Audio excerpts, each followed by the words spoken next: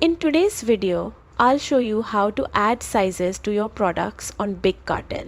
And the best part is that it only takes a couple of minutes. This is one of the simplest ways to offer better choices to your customers and make your store look more professional. So let's get started. Begin by opening your browser and searching for Big Cartel. Click on the official website and log into your account. If you're new, just follow the quick sign up process to create your store.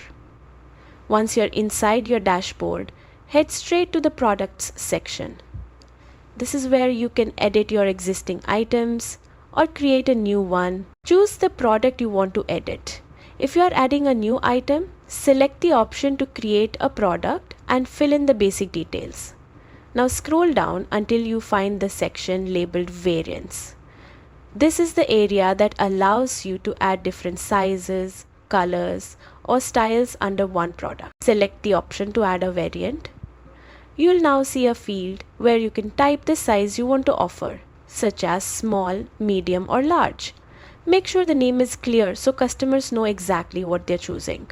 You can also update the price or change the inventory amount for each size if needed. Once everything looks good, make sure to save your changes so the new sizes appear live on your store.